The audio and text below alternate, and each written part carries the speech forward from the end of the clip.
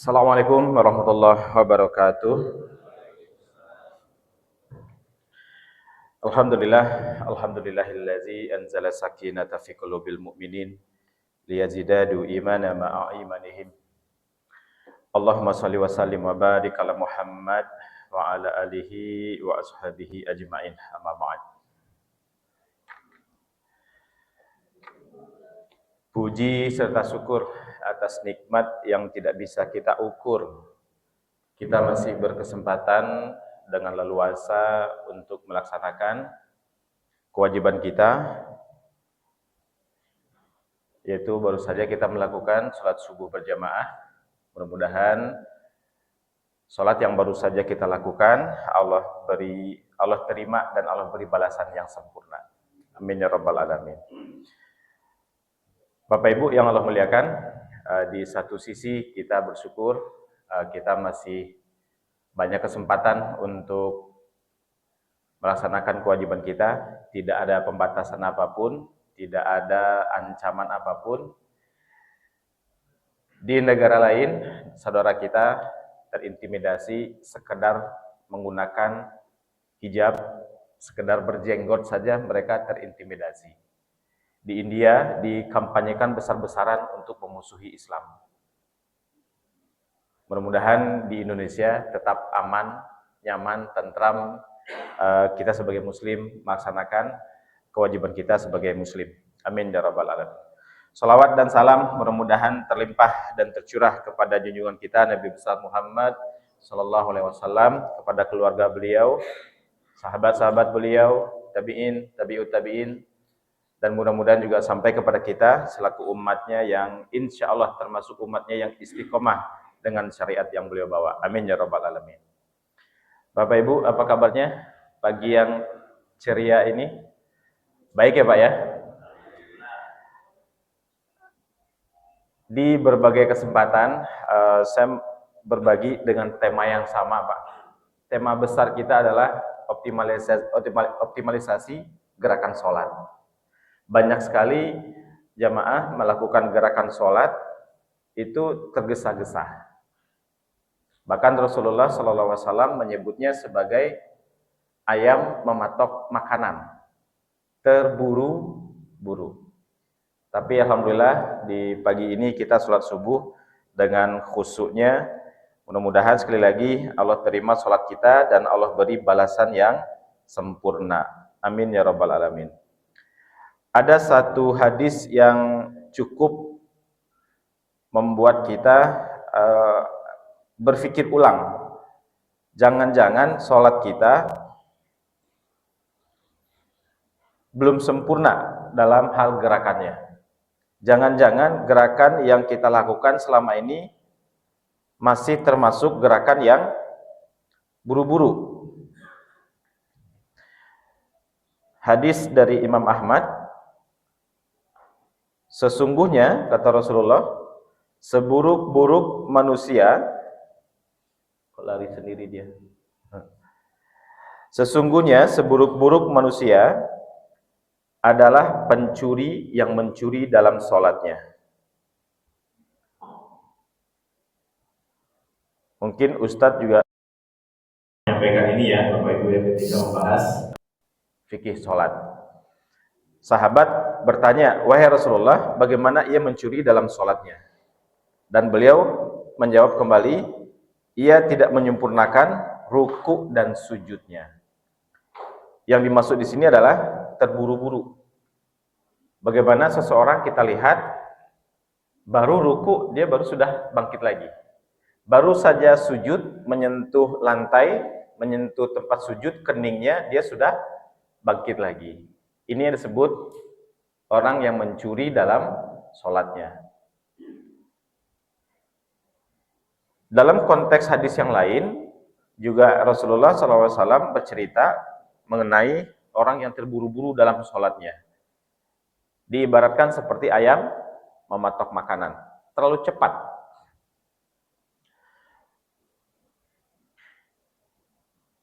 Hal yang akan kita bahas pagi hari ini, Bapak Ibu, yaitu yang berkaitan dengan menyempurnakan gerakan sholat kita. Bagaimana kita bisa mengembalikan kesempurnaan gerakan sholat kita. Ada hal-hal yang krusial yang mungkin selama ini kita belum sempurnakan, masih kategori terabaikan. Kita tahu kesehatan dalam Islam tidak bisa dipisahkan dalam setiap ritual ibadah kita dalam Islam. Contoh, orang yang dalam kondisi tidak sehat boleh tidak melakukan saum wajib sekalipun. Saking Islam menjaga kesehatan. Dalam kondisi sakit, kita diberi kemudahan, diberi keringanan. Boleh diganti di hari yang lain. Begitupun sholat. Sholat ketika kita tidak mampu dalam kondisi berdiri, kita boleh dalam kondisi duduk. Tidak mampu duduk, boleh dalam kondisi berbaring. Masih tidak bisa, boleh dengan isyarat. Artinya mudah. Walaupun mudah, masih banyak saja orang yang belum melaksanakan dengan kafah. Hari ini kita akan berbicara tentang kesehatan fisik, Pak. Kesehatan fisik yang nanti akan mensupport secara langsung gerakan sholat kita. Gerakan sholat yang paling krusial adalah yang dalam hadis Rasulullah menyampaikan ruku dan sujud. Duduk tahiyat, i'tidal atau takbiratul ihram tidak terlalu signifikan dibahas. Tapi ruku dan sujud ini krusial. Bahkan ruku Rasulullah menyampaikan patokannya itu jelas. Ketika disimpan bejana atau wadah berisi air, airnya tidak tumpah. Artinya dia flat. Dulu mungkin belum ada water pass, sekarang sudah ada. Mungkin mengukur derajat pun kita sudah bisa gitu. 90 derajat kemiringannya. Artinya dia datar. Ketika dia tidak datar berarti miring, berarti bisa tumpah air tadi. Artinya kaidah yang tadi Rasulullah sampaikan tidak terpenuhi gitu. Yang kedua ruku. Ruku Rasulullah mencontohkan rukunya itu harus kalau ada anak kambing yang lewat di antara lengan dan perut kita, anak kambing itu bisa lewat. Di beberapa masjid yang sajadahnya itu gambarnya itu semacam itu, Pak. Semacam apa namanya? Kubah masjid ya. Itu pendek, Pak. Kalau ini cukup panjang. Ketika kita menyempurnakan sujud kita, bisa kena orang depan. Kena kaki orang depan. Atau kalau kita mundur, kena orang belakang. Ini cukup nih. Jadi ketika kita ruku, betul-betul sempurna. Femur kita, tulang paha kita, atau paha kita tuh dia tegak, vertikal. Bukan miring ke belakang. Seolah seperti mau melipat lagi. Nanti kita akan peragakan ya Pak ya, di akhir sesi nanti kita akan peragakan. Dan kita juga akan ada gerakan-gerakan yang bisa kita lakukan untuk menyempurnakan kembali gerakan-gerakan sholat kita. Mungkin ada yang bertanya, apa pentingnya kita menyempurnakan gerakan sholat? Jelas, gerakan sholat yang sempurna ini sangat berkaitan dengan tumak ninah. Tumak ninah akan berkaitan langsung dengan kekhusyuan kita. Tumak ninah kita tahu, tumak ninah itu rukun dalam sholat. Tumak ninah kalau rukun berarti wajib ya Pak ya. Sementara khusyuk dia tidak wajib. Kita berusaha sebisa mungkin untuk khusyuk. Tapi kalau tumaninah wajib. Harus kita penuhi. Tumaninah dalam arti yang lain adalah tenang, tidak tergesa-gesa, tidak terburu-buru. Nah, di kesempatan ini kita akan memaksimalkan kembali. Mungkin yang selama ini kita lakukan sudah memenuhi kaidah tadi, tapi mungkin belum terlalu banyak berdampak terhadap kesehatan fisik kita.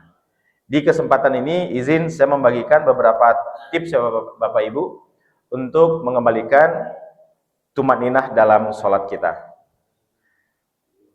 Salat adalah rukun Islam yang agung, sebuah ibadah yang menghubungkan hamba dengan penciptanya.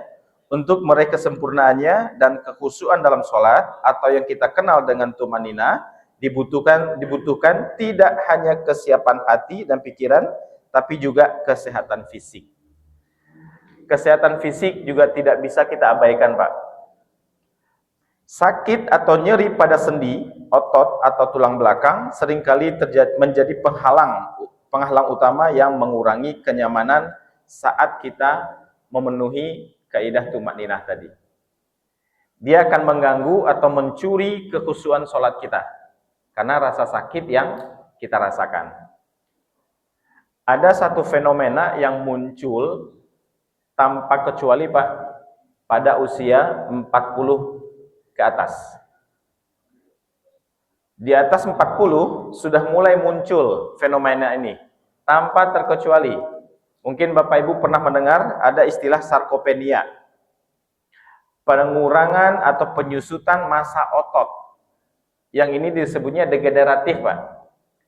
Setiap kita mengalaminya. Kalau kita tidak mempertahankan dengan baik, maka penurunan massa otot ini akan terjadi dengan signifikan. Apa dampaknya ketika otot berkurang? Kekuatan mulai berkurang, kestabilan kita mulai berkurang, kecepatan kita dalam beraktivitas juga mulai berkurang. Tapi saya lihat di sini belum masuk 40 ya. Masih remaja semua ya. Ada yang sudah 40, Pak? Yang paling senior berapa di sini? 35.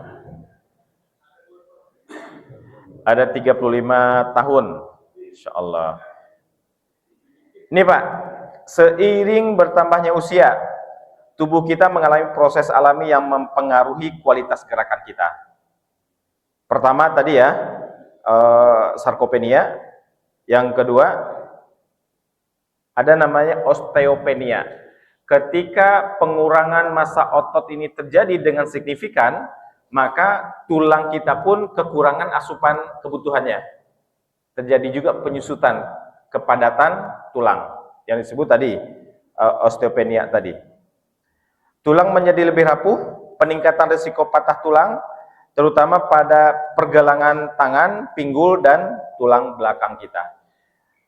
Saya pernah baca satu laporan dari Kementerian Kesehatan di Indonesia, Pak Bu, 42% dari populasi lansia di Indonesia mengalami jatuh di kamar mandi terutama. 42% ini, 50%-nya akibatnya fatal. Ada yang patah tulang pahanya, ada yang terbentur kepalanya sehingga menyebabkan pecahnya pembuluh darah dan terjadi stroke. Ada yang memang langsung meninggal di kamar mandi, mungkin lamanya dapat pertolongan dan semacamnya. Prinsipnya adalah, intinya adalah kekurangan otot akan meningkatkan resiko jatuh bagi lansia. Tapi nampaknya sekali lagi, ini belum ada yang masuk lansia ya Pak ya? Masih pada muda ya?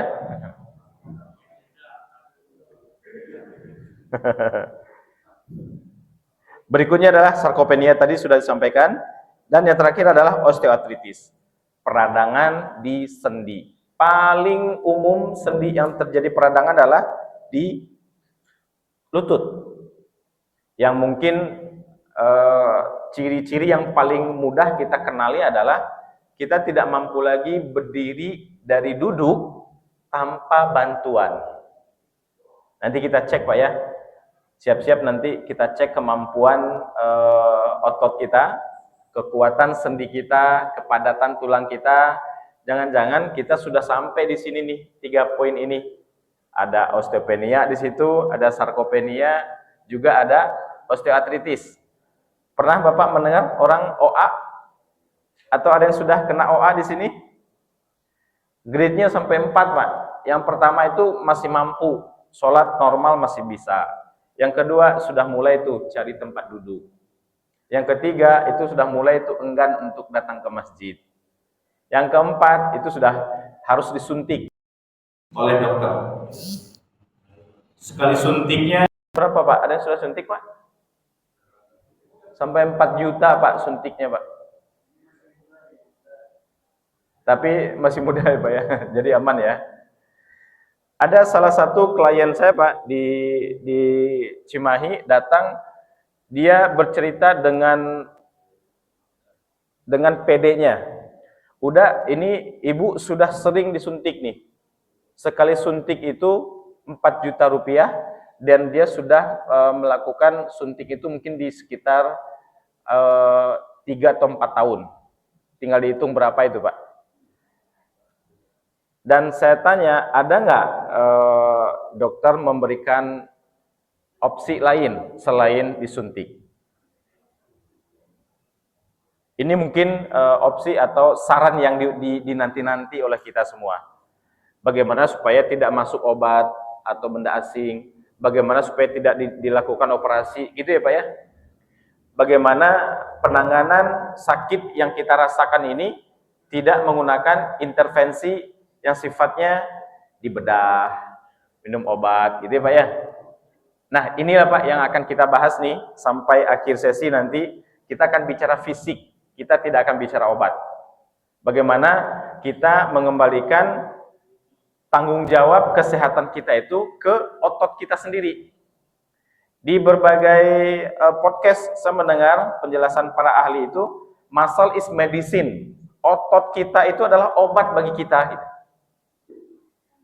Ketika kita mau mengaktifasi, ketika kita mau menggunakan. Beda hal Pak, walaupun kita punya otot, punya potensi, tapi kalau kita tidak gunakan, ya kita bakal lewat juga. Atau ada lagi kaidah dalam olahraga, use it or lose it.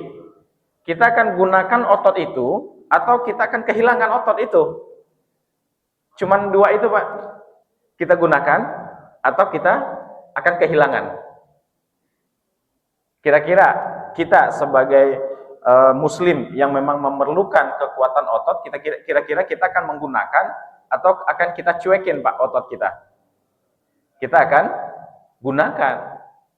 Nah, ketika kita menggunakan otot inilah kita akan menyesuaikan dengan kemampuan kita, usia kita, aktivitas kita, keluhan kita, berikut riwayat sakit yang pernah kita alami. Jadi memang tidak general, tidak bisa kita pukul rata. Di sini ada yang sudah rutin olahraga Pak? Ada yang rutin olahraga? Boleh diangkat tangannya Pak?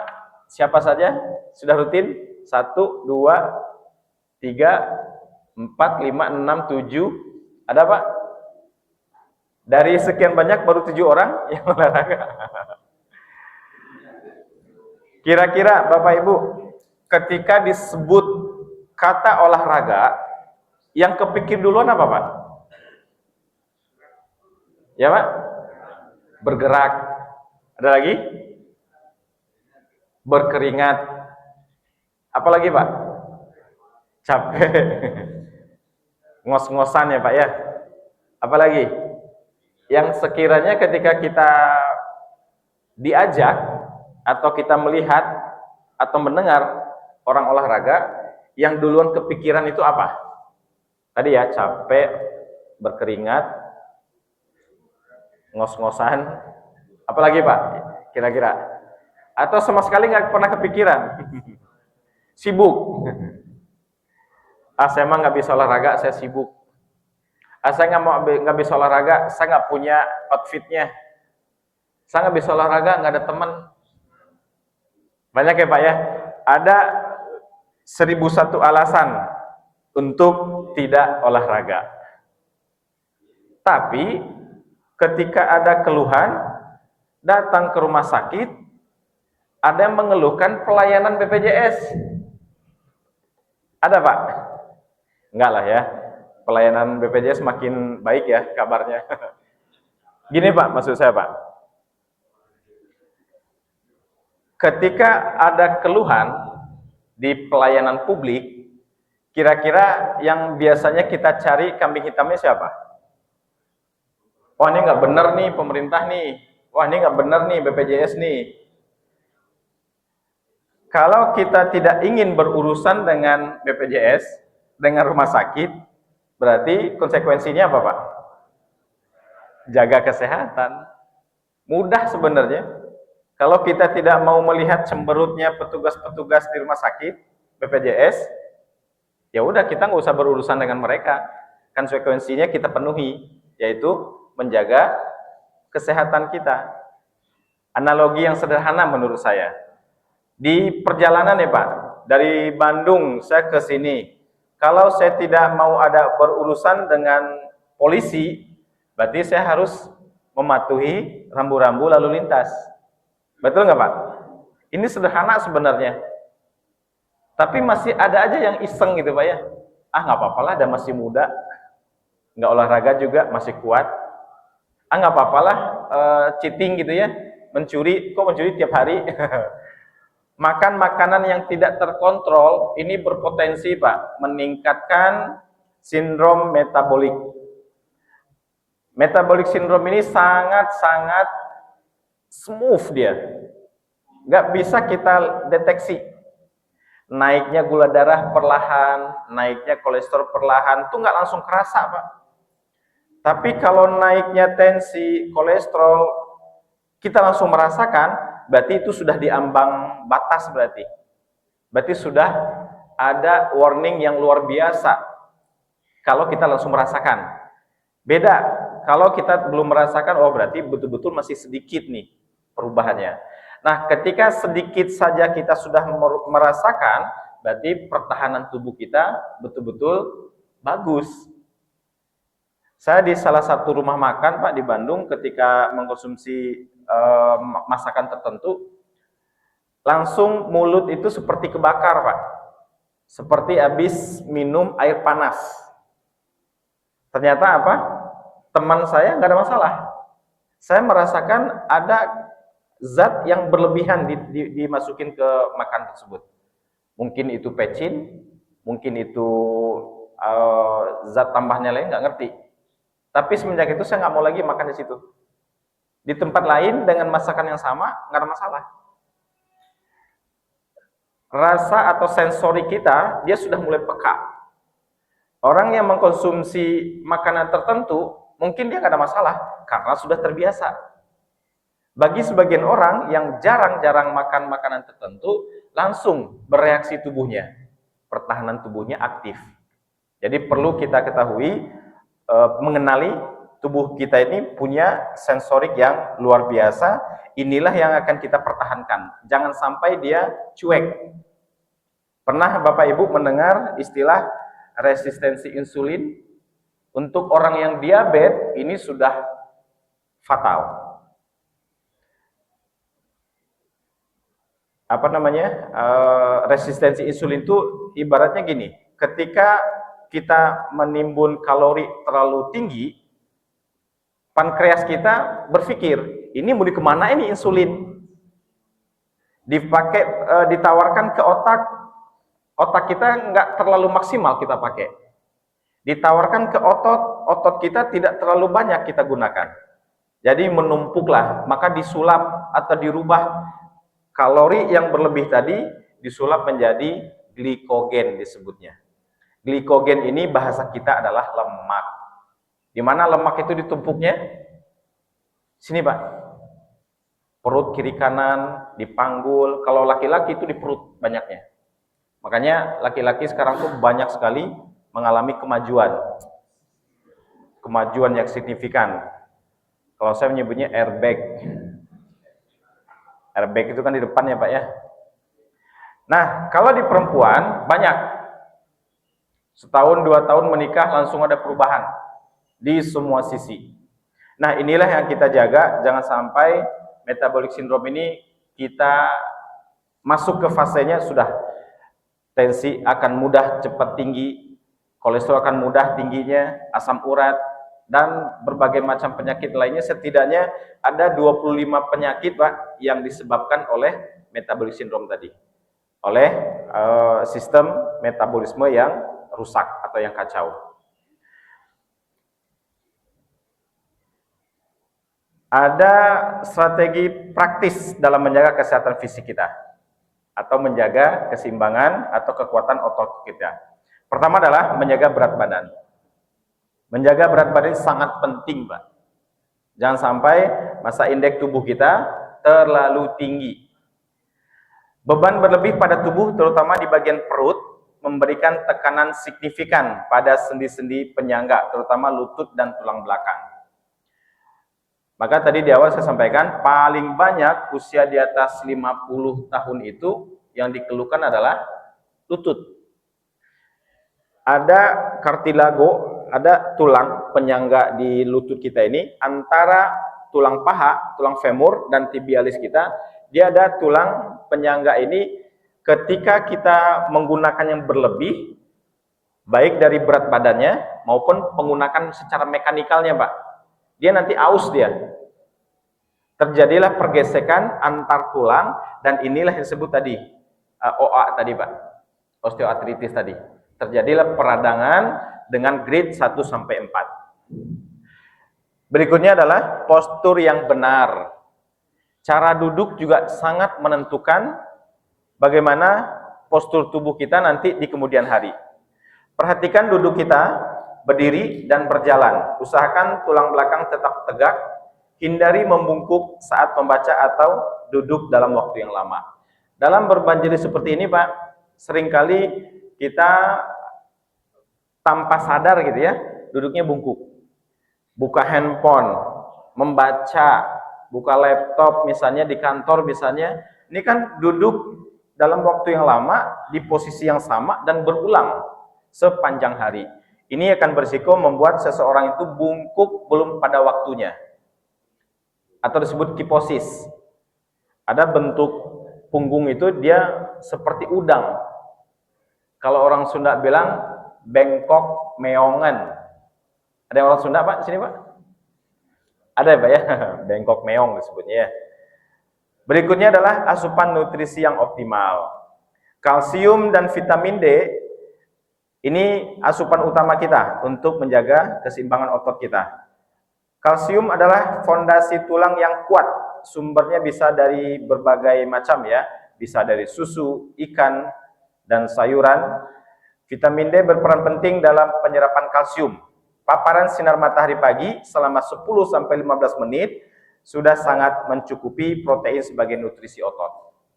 Jadi matahari bukan dihindari, tapi justru tubuh kita membutuhkan untuk mencerna vitamin D. Berikutnya, atau yang terakhir adalah aktivitas fisik yang rutin. Ketika kita sudah memenuhi hak tubuh kita yang 4 poin ini, Pak, insya Allah kekuatan fisik kita, keseimbangannya akan terjaga. Walaupun kita tua, walaupun kita masuk usia lansia. Banyak kok orang-orang yang masuk lansia, tapi ototnya masih terjaga. Keseimbangannya masih oke. Nanti kita akan adakan pola-pola gerakan, kita sama-sama praktek di sini. Gerakan adalah kunci. Hindari duduk atau berdiri di satu posisi terlalu lama. Salat adalah bentuk olahraga yang luar biasa. Latihan fisik ringan secara teratur akan melengkapi manfaat tersebut. Salat yang kita lakukan setiap hari, Bapak Ibu, satu postur, satu rakaat, kita melakukan 7 postur, Pak. Ada yang ahli matematika nggak di sini? Ketika kita melakukan satu rakaat salat, kita melakukan 7 postur. Mulai dari takbiratul ihram, ruku, berdiri lagi, ke sujud, bangkit, sujud lagi, bangkit lagi berdiri. Ada 7 postur yang kita lakukan. 7 postur satu rakaat, kalau kita sholatnya 5 waktu, 17 rakaat kali 7 postur. Kalau Bapak Ibu sudah memasuki usia 60 tahun, sholatnya sudah 50 tahun. Kali berapa tadi? 17 rakaat tadi kali 7 postur. Berapa tuh gerakan yang kita lakukan selama 50 tahun? Artinya di sini seolah-olah, sekali lagi Pak ya, seolah-olah Allah menginginkan kita tuh bergerak gitu. Kenapa adanya syariat sholat? Allah menginginkan kita bergerak. Jadi kalau ada yang mager, berarti dia sedang melawan fitrahnya sebagai manusia. yang semestinya bergerak gitu. Dapat nggak Pak poinnya di sini Pak? Dapat ya Pak ya? Jadi tidak ada alasan untuk kita tidak bergerak. Walaupun sekarang kita sudah sangat dimudahkan dengan berbagai teknologi. Kalau dulu di zaman saya kecil Pak, kalau mau ke pasar itu, mau belanja itu cuma sekali dalam seminggu. Belanja itu orang tua jalan dulu Pak. Jalan dulu ke jalan besar, baru naik angkot. Turun lagi, baru sambung lagi angkot. Baru bisa sampai di pasar. Hari ini semua ada di handphone. Klik, sampai pesanan kita di rumah. Kapan kita bergeraknya? Kapan Pak? Ambil handphone bergerak. Benar Pak ya? Gerak juga ya ambil handphonenya. Maka ada salah satu podcastnya Adera ya Pak, sengaja dia menempatkan orang tuanya di lantai atas supaya ada pergerakan menaiki anak tangga. Karena itu baik untuk kesehatan ototnya. Itu mungkin Bapak Ibu, saya akan mengajak kita semua untuk melihat atau ngecek fleksibilitas kita. Fleksibilitas ini nanti menentukan ROM Pak, range of motion dari sendi-sendi kita. Mulai dari atas nanti leher kita. Boleh kita sama-sama Pak sambil duduk dulu aja. Sambil duduk kita lihat ke kanan dulu. Ini room dari leher kita atau cervical kita. Jangkauan geraknya sudah maksimal tidak? Ke kanan Pak. Lihat ke kanan maksimal. Bahunya jangan ikut, cukup melihat ke kanan. Ke kiri. Aman Pak? Atau ada yang merasakan nyeri di salah satu sisi? Ada Pak? Ada? Sedang ada yang rasa ya? Biasanya kalau ada yang sakit di posisi ini, di leher, yang disalahkan siapa Pak? Bantal. Padahal yang salah posisi sendiri ketika tidur gitu ya. Berikutnya kita lihat ke atas. Mestinya ini 45 derajat bisa kita raih tanpa adanya rasa sakit. Aman ya Pak ya? Sekarang lihat ke bawah, nungkul. Bawah. Ada tarikan di belakang? Ada? Kalau ada yang merasa tarikannya sampai menimbulkan nyeri, berarti memang ada ketegangan Pak di area trapezius kita. Otot bagian belakang kita. Nanti kita lihat. Berikutnya kita angkat tangan Pak. Angkat tangan yang kanan. Aman Pak? Oke. Turunkan lagi yang kiri sekarang. Aman? Aman. Masih lewat. Selanjutnya kita cek di bagian bahu kita. Rangkul bahu kanan pakai tangan kiri. Mestinya tangan kanan kita nih menyentuh dada kita. Tuh. Aman? Oke, tidak ada rasa sakit. Pernah kita mendengar orang frozen shoulder, Pak? Nah, orang frozen shoulder jangankan ditekuk ke sini, dia mengangkat saja dia kesakitan. Pernah, Pak ya? 2 kali. Sekarang yang kiri. Masih aman, Pak? Alhamdulillah. Oke, sekarang kita tekuk elbow kita. Ini yang petenis, badminton, golf, biasanya ada keluhan di sini. Kalau caranya tidak benar. Boleh Pak, tekuk. Aman ya Pak ya? Oke. Sekarang tangan kanan kita jangkau tengkuk kita belakang. Raih sikutnya. 1, 2, 3. Ganti kiri. Raih lagi. 1, 2, 3. Aman semua sampai di sini? Oke. Ini baru posisi duduk ya, Ayah. Kita lanjutkan Pak, posisi berdiri. Kita masuk ke posisi flexibility di lumbosakral kita, di pinggang. Pinggang inilah yang sangat krusial dalam gerakan ruku. Silakan Pak. Kita sama-sama berdiri. Cek. Ini masih bisa tambah volumenya nggak? Volumenya masih bisa tambah ini?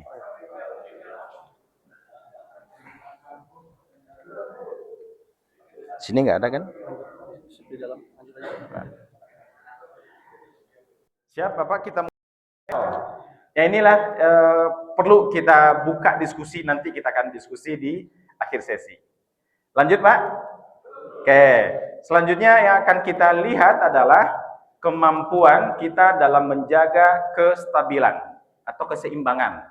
Yang paling mudah kita lihat adalah Bapak boleh angkat kakinya sebelah, simpan di kaki yang sebelah lagi. Mestinya normalnya kita bisa bertahan dalam waktu 1 menit atau 60 detik. Dulu Pak, kalau kita telat sekolah, dihukum sama guru tuh gini, di strap ya. Ya. Sekarang ada nggak Pak? Nggak ada. Kena ini nanti ya, kena apa namanya? Karena pelindungan anak ya. Aman Pak, sampai sini? Aman ya? Ganti yang berdiri. Koreko kok di luar takut nih kayaknya koreko. Apa Asep nih aduh. Aman Pak, masih di sini? Sampai sini masih aman? Ada satu saraf yang mempertahankan keseimbangan kita ini Pak, disebutnya saraf proprioseptif. Proprioseptif ini akan mempertahankan keseimbangan kita yang dimulai dari pandangan kita, mata nih. Dia masih bagus atau tidak? Kalau tanpa melihat. Nanti kita bisa menutup mata dan berdiri satu kaki. Kita masih bisa seimbang nggak? Jangan-jangan baru beberapa detik kita kehilangan keseimbangan. Berarti proprioseptif kita masih dibantu oleh mata kita dari visio kita, apa namanya? Pandangan dia mata ya, visual. Berikutnya adalah dari pendengaran. Pendengaran juga membantu keseimbangan. Maka nanti kita bisa melihat Pak, ada namanya izin koper tadi ada namanya Pak Fukuda stepping test. Nanti kita melihat keseimbangan vestibular kita atau pendengaran kita masih normal atau tidak. Pernah melihat atau merasakan ketika di tol Bapak nyetir, lepasin setir mobil tuh, dia lari ke kanan atau ke kiri. Pernah Pak ya? Di kita pun ternyata bisa terjadi Pak. Dia niatnya jalan ke depan, mencong ke kiri. Pernah melihat di Jogja ada 2 pohon ya, di alun-alun Jogja, niatnya ke sana, tapi tutup mata. Dia ke kiri atau ke kanan. Digadang-gadangilah tempat itu mistis. Bukan mistis Pak, tapi memang proprioseptif kita terganggu. Jadi niat kita lurus, perasaannya, mencong. Coba buka matanya, karena ada yang membantu mata. Ada yang mau tes dulu nih keseimbangannya sebelum kita lanjut? 1 orang saja, 1 atau 2 orang. Tua ini. Apa usia berapa Pak? Pak Mardi. Usia? 63. 63, Masya Allah. Kita cek ya Pak ya.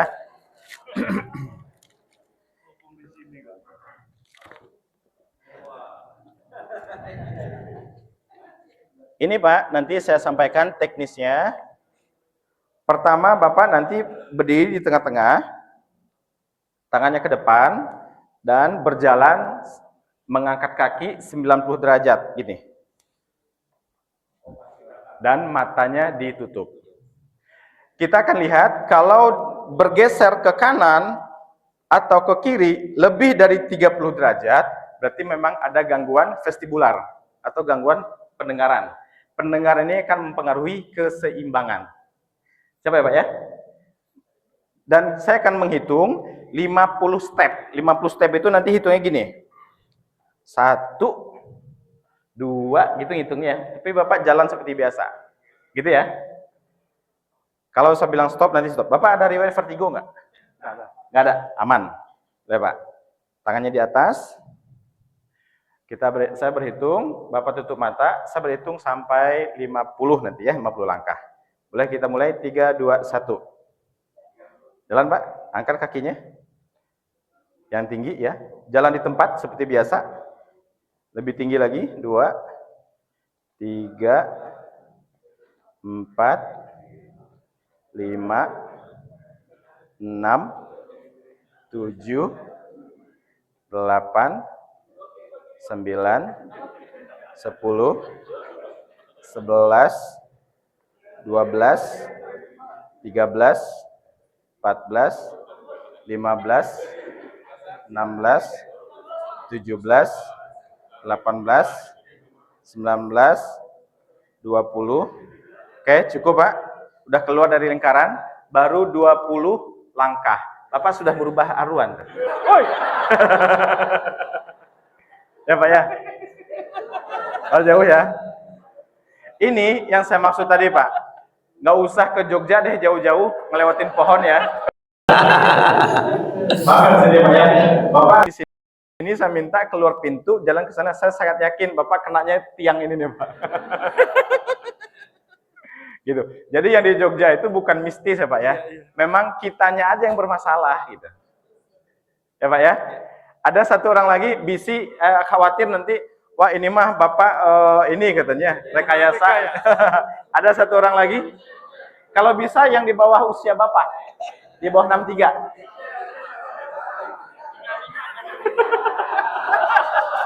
Pak Ustadz 35. Padahal saya 46. Boleh. Lebih 10 tahun. Oke, makasih ya. Makasih Pak ya. Ini usia 35. Iya. Lebih Oke. 14 tahun. Ini tadi ya Pak ya. Teknisnya tadi tangan ke depan, Bapak melangkah ya 90 derajat, diangkat kakinya dalam kondisi mata ditutup. Ya.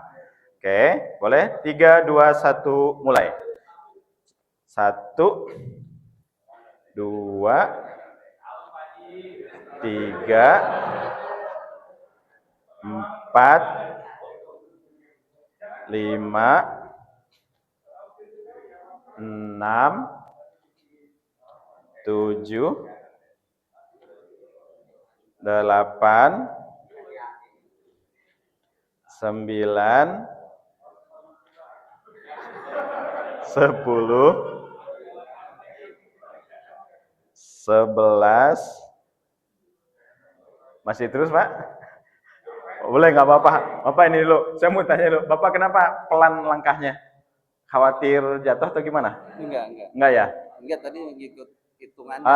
Hitungnya jalan seperti biasa aja. Oh. 1, 2 gitu. Sesuai kemampuan Bapak. Boleh kita mulai lagi ya? Ngikutin Pak Ustadz atau hitungan? Oh, ikut saya. Saya justru ngikutin Bapak. Oh gitu. Yuk, 3, 2, 1. Yuk. 1, 2, 3, 4, 5, 6, 7, 8, 9, 10,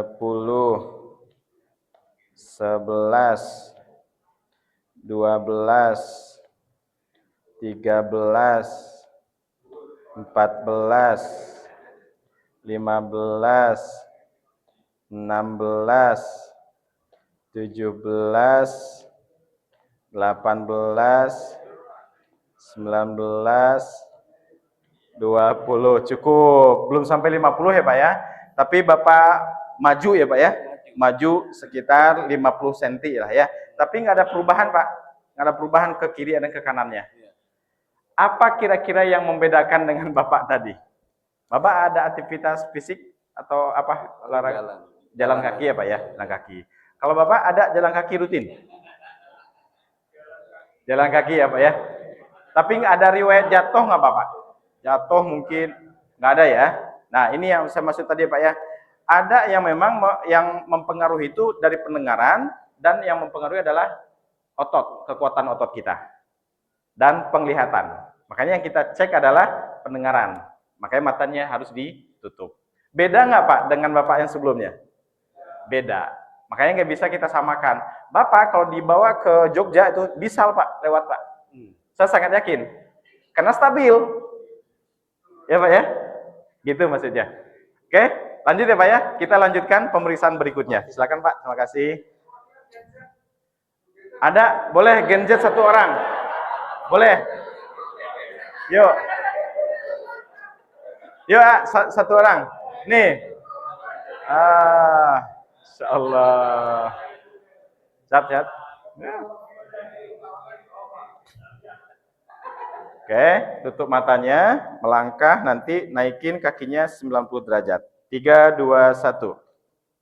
1, 2, 3, 4, 5, 6, 7, 8, 9, 10, 11, 12, 13, 14, 15, 16, 17, 18, 19, 20, 21, 22, 23, 24, 25, 26, 27, 28, 29, 30, 31, 32, 33, 34, 35, 36, 37, 38, 39, 40. Cukup. Nah, beda lagi nggak Pak? Bedanya dari apa Pak? Coba. Hah? Usia jelas beda. Ya Pak ya. Yang membedakan signifikan dari apa? Dari kecepatan dan kepedean dalam melangkah. Ini yang saya bilang tadi. Ketika seseorang sudah memasuki usia 40, terjadilah penurunan massa otot. Massa otot mempengaruhi kekuatan dan kecepatan tadi. Usia berapa, Tanwir? 29, masih. Wajar nggak kalau masih stabil? Wajar. Gitu Pak ya. Tapi yang sudah tua, apakah wajar stabil? Wajar sebenarnya. Karena memang seharusnya terjaga gitu Pak ya. Oke, tadi Bapak, siapa tadi? Mana Bapak? Masih stabil Pak. Si aman. Alhamdulillah, gitu Pak ya. Silakan.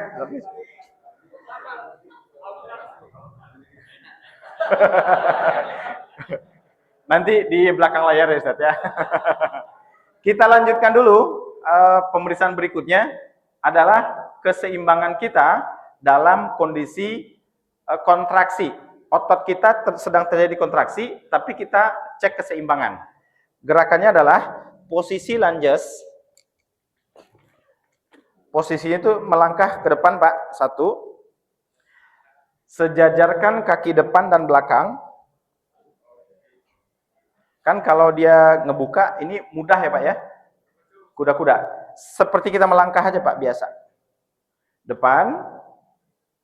Tekuk lututnya. Angkat kaki yang depannya. Tahan sebentar. 1, 2, 3, 4, 5, 6, 7, 8, 9, 10. Kalau di angka 10 Bapak masih stabil, masih aman. Kalau sudah mulai goyang, nah perlu dikuatkan nanti Pak ototnya. Otot ya Pak ya, yang masa di otot. Karena otot tadi akan menjaga keseimbangan kita.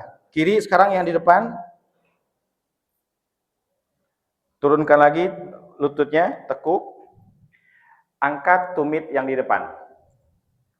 1, 2, 3, 4, 5, 6, 7, 8, 9, 10. Masih aman Pak? Ada yang goyang? Ada yang goyang ya? Dan biasanya Pak, tidak jarang salah satunya lebih kuat, lebih kokoh. Kanan ataupun kiri. Gitu Pak ya? Sekarang kita dua-duanya yang kita angkat sekarang Pak. Angkat tumit setinggi mungkin kita bisa mengangkat. Tahan sebentar. 1, 2, 3, 4, 5, 6, 7, 8, 9, 10. Aman sampai di sini Pak ya? Oke. Kita udah melewati beberapa tes. Bapak sendiri yang tahu kondisi Bapak seperti apa. Kiri kanan atau belah mananya yang tadi kerasa.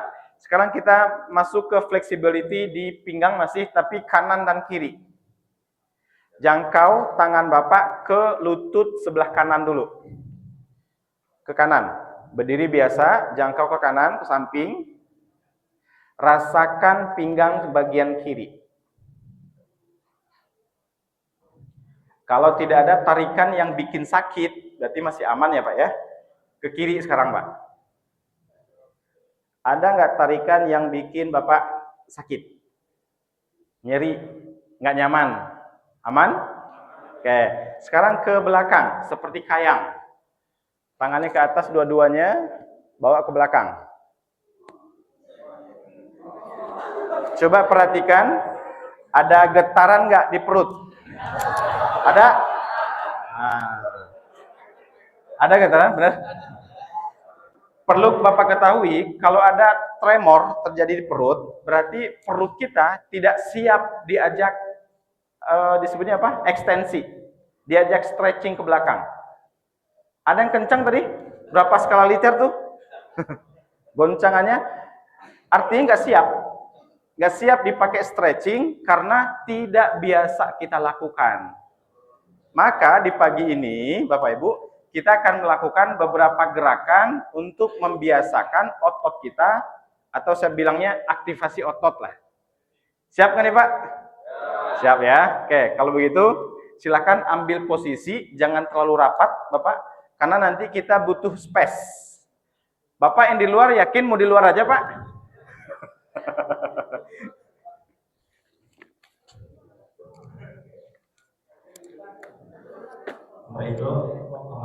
Maju aja Pak, ke depan boleh Pak. Nggak apa-apa, ke depan aja. Biar nggak beradu dengan yang lain.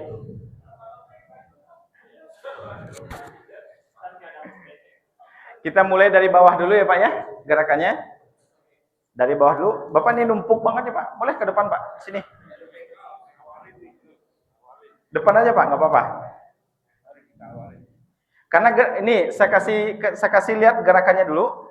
Nanti kita ada gerakan seperti ini. Nih, butuh space. Tuh, angkat kaki. Tuh, melangkah. Jadi space-nya harus cukup. Tuh.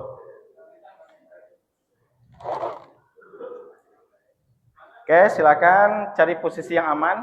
Hati-hati kopinya Pak, jangan ketendang kopi. Saya disclaimer dulu ya Pak ya, kita bukan olahraga di masjid ya. Kalaupun kita aktivitas fisik, ini masih dalam batas toleran, masih dibolehkan. Kalau di Bandung saya sudah banyak melakukan aktivitas ini. Dan tanggapan memang beragam ya, ada yang menghujat, ada yang support, ada. Mudah-mudahan sini semuanya satu suara ya, karena ini enggak sampai diusir sih, masih aman berarti ya Pak ya. Oke, kakinya luruskan. Bapak Ibu, kalau misalnya belum mampu tanpa pegangan ke belakang, boleh pakai sandaran. Sandaran seperti ini. Kita mengangkat kaki, tekuk dulu, disebutnya dorsifleksi, disebutnya ini. Satu dulu yang kanan, angkat perlahan. Kanan, tahan sebentar, 1, 2, 3. Turunkan perlahan, ganti yang kiri. Lipat dulu, baru angkat. 1, 2, 3. Turun lagi perlahan. Ini untuk mengaktifasi otot quadriceps kita. Ada yang berasa panas nggak ketika diangkat? Ada ya? Ini baru satu-satu Pak. Bapak nanti lakukan minimal 5-5. 5 kanan, 5 kiri. Nanti di rumah ya Pak ya. Karena kalau kita praktekkan semuanya maksimal, repetisinya, nanti nggak cukup waktunya. Oke, kalau tadi sudah biasa satu-satu, baru nanti dua-duanya. Cara mengangkatnya Pak, teknisnya gini. Teknisnya, Bapak lipat dulu dorsifleksinya. Ini dorsal Pak, ini disebut dorsal. Fleksi itu melipat. Angkat sebentar, tahan. 1, 2, 3. Turunkannya tuh perlahan. Seperti Bapak lepas kopling. Ya, bayang ya. Kiri juga sama. Angkat dulu, tahan 1 2 3, turun lagi perlahan. Untuk kedua-duanya tangannya bukan di depan, bukan di belakang, tapi di depan. Nih. Angkat dua-duanya, dorsifleksi dulu, lipat dulu kakinya, baru angkat. 1 2 3, turun perlahan. Ada nggak bisa mengangkat? Bisa ngangkat. Selain Bapak ada lagi nggak yang nggak bisa ngangkat?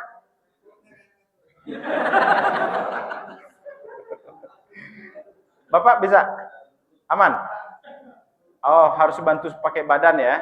Kalau bisa badannya condong ke depan, Pak. Karena selain quadriceps yang kita tuju sekarang adalah core kita, Pak. Abdominis kita, otot perut. Yuk, bareng-bareng. Tangannya di depan, sejajar lutut. Yuk, angkat, lipat dulu. 1 2 3, angkat. 1 2 3. Bapak merasakan nggak perutnya? Ya. Kencang nggak Pak ya? Ya. Oke. Itu ada 2 gerakan. 1-1 dan 2-2-nya. Berikutnya, kaki kanan yang tadi diangkat, kita lipat ke belakang. Oke. Balikin lagi ke depan. Ini yang kita lakukan adalah mobilitas untuk hip dan knee. Pangkal paha dan lutut. Kiri, angkat, bawa ke belakang. Sama, diganti. Begitu seterusnya. Angkat dulu, belakang. Ya. Oke. Diangkat lagi, baru ke belakang lagi. Mestinya kita ketika kaki kiri ke belakang nih, kita masih tetap tegak lurus. Jadi bukan miring, Mbak. Ya. Ya. Balik lagi ke Pak ya, ke kelenturan otot psoas kita. Lurus lagi. Ini gerakan keberapa Pak? Ketiga ya. Gerakan ketiga. Berikutnya, gerakan sambil kita duduk iftiros. Duduknya seperti ini.